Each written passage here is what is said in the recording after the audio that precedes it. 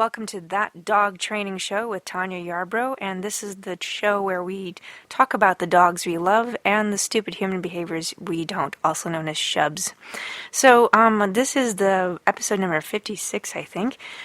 We are going to talk about the reward of opportunity. So I'll explain this in greater detail, of course, but I want to remind people, those of you who are in the Los Angeles area, that the Pack Leadership 101 seminar for this month of June is on Father's Day, June 21st, 6 to 9 p.m. at Blue Collar Working Dog. You can find it there at bluecollarworkingdog.com. You can also follow me on Twitter at Kazzy Dog Train, Kazzi Dog Train, because I just ran out of space. And then there was also, I'm on Instagram at That Dog Training Show, and on Facebook as well, That Dog Training Show with Tanya Yarbrough. If you ever have any questions or want me to talk about a certain topic, you are welcome to do so, either publicly or privately, and I'd be glad to use your idea. Basically, I'm using you. But, you're getting some information out of it. So,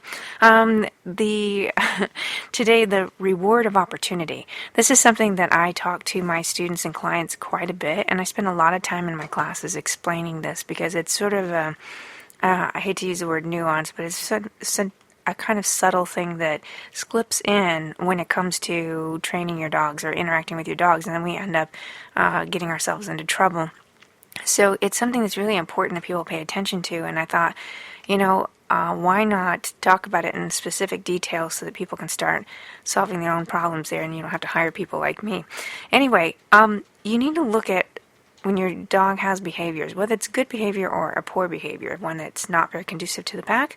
Look at the pattern. What happens before, what happens after. Look at what motivates your dog. Every dog likes a whole bunch of different things, but certain things are more important to each dog. Just like we have our personalities, so do they. So pay attention to what motivates your dog, what gets them excited, what makes them scared, but also what makes them excited. What's the motivation for a lot of the things they do? How are they rewarding themselves? In other words, what are they trying to gain? The bottom line is that dogs are opportunists. That's just part of survival and their intelligence. Otherwise, they would really kind of be more like, less than plants, because plants are opportunists as well. That's why they have roots that move and all that sort of thing to try to find nutrients. So when it comes to dogs, we got to remember that they're always looking for new opportunities.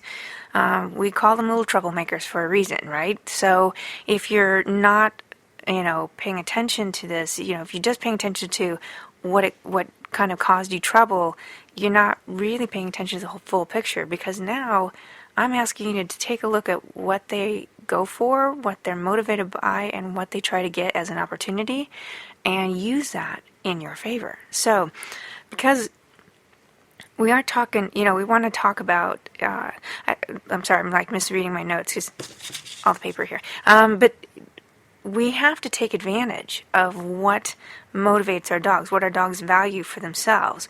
I mean, if we aren't taking advantage of that, they are taking advantage of it, and therefore they're learning all kinds of poor behaviors that we don't want. Sometimes we get lucky. Sometimes we go, my dog's really smart, and they know how to do such and such when I do such and such. The reality is that the dog really is motivated by what they get out of the deal. So now you've got something that's conducive to you that you like, and you just assume the dog says, I'm going to do this because my owner likes it. Well, it's really because they're getting something out of the deal, and it's working for you as well.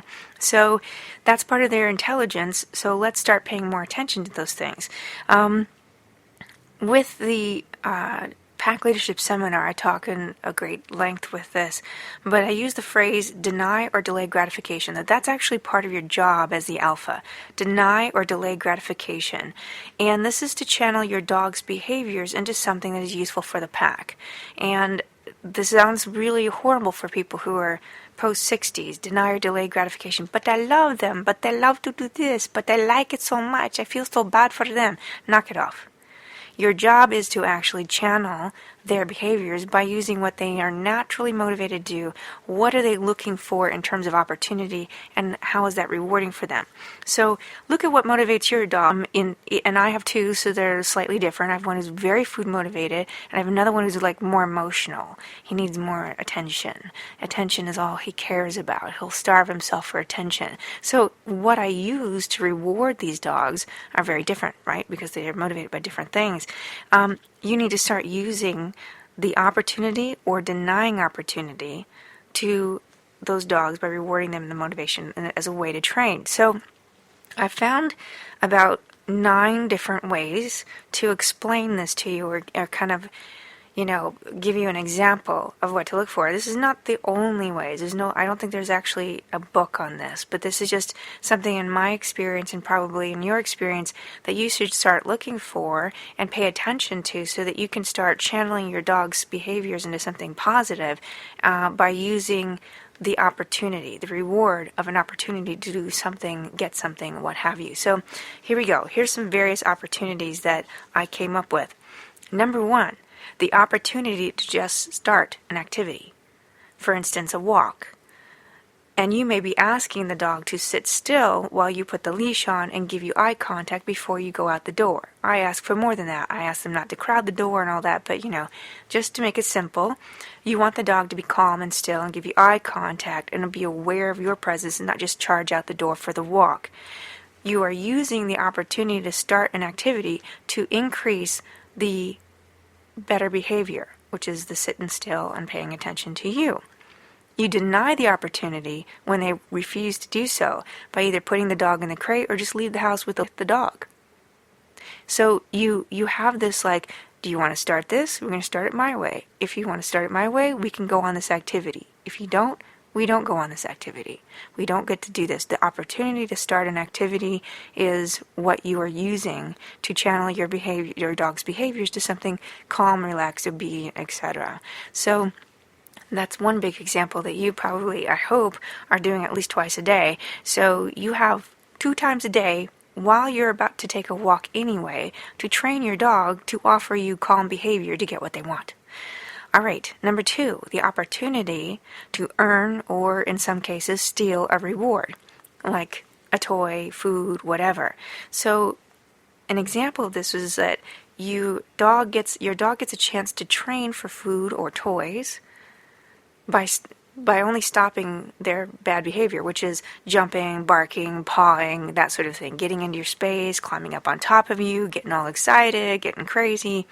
I do this in classes all the time with group classes. It doesn't do much good to have the food reward and the dog's just basically beating you up in terms of like constantly making contact with you and barking at you and being demanding. And if you start giving them the opportunity to train with that behavior, they're going to pattern that behavior as, well, I got this opportunity to start getting a food or steal the food out of their hand or whatever by being a barker, a jumper, a pawer, whatever. Okay? So what I do is I just simply hold on the treat, hold it up against my shoulder, look at the dog in my peripheral, turning my head about 20 degrees between my nose and my cheekbone, and waiting till they calm down. And as soon as they do, I swoop in to try to lure them into the sit position or whatever I'm using, okay, whatever I'm training them for.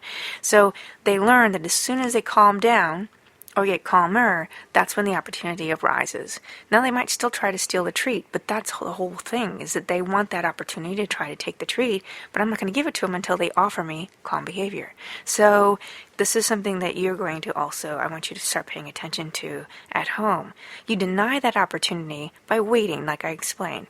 Or you can simply walk away and put the food away or put the toy away and ignore the dog. That's another way too. If you're not getting anywhere in a reasonable amount of time, or you're finding the dog's behaviors escalating after you're withholding the treat or withholding the toy and looking at them at a 20-degree angle in the peripheral of your vision, then you can just simply walk away. They quit. It's done. It's over. Without saying anything, without doing any corrections, without, forcing the issue.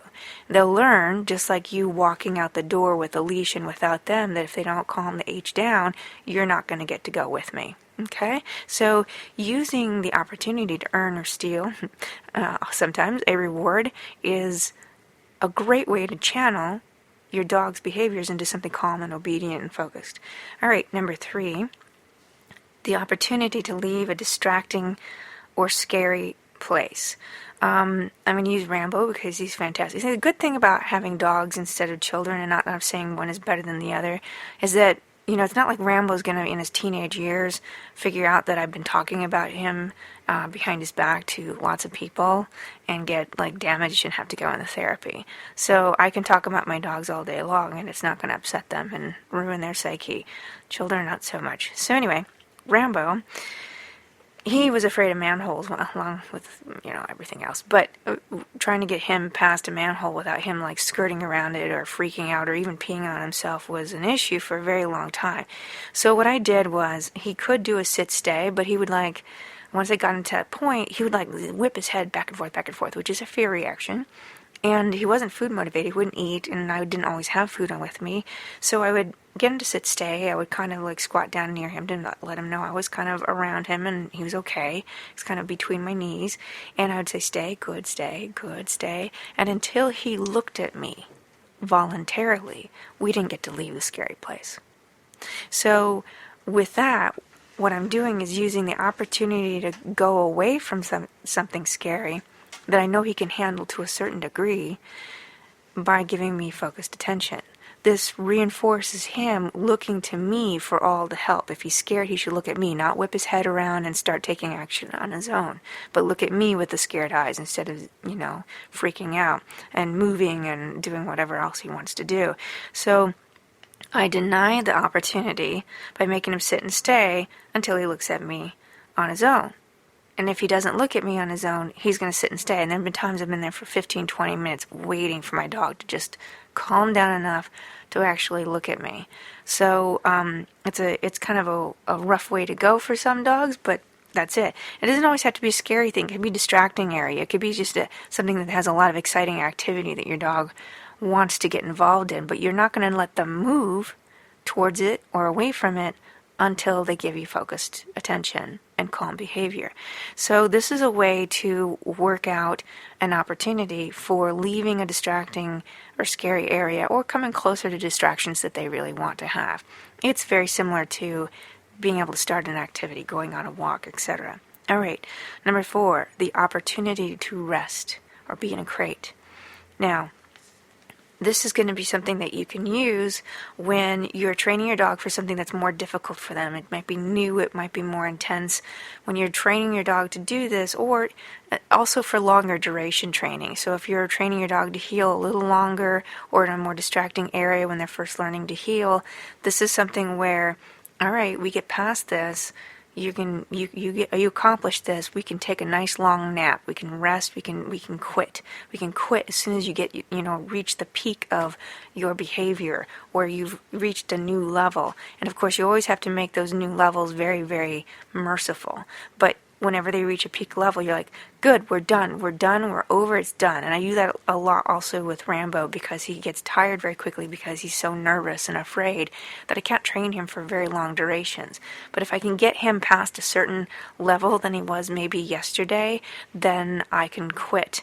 And let him quit, and then we have a big celebratory, play, good job, killer, and he's done. And that opportunity to rest is way more important in terms of rewarding him than food is or toys. So he gets to quit when we reached a new level. And so what happened is, by doing that, I actually trained Rambo to not quit on me, because he used to quit very quickly, within a minute, and then 30 seconds, and then he'd just sit there trembling.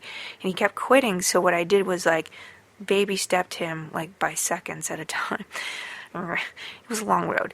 Baby stepped him seconds at a time. If you go a little longer, you train with me just a little tiny bit longer, we can quit for the rest of the day. It's all free time after that. Or I put you in the crate and you can just relax. So these are kinds of things that the opportunity to rest or to quit or to be in a crate and just chill out is a great way to channel your dog into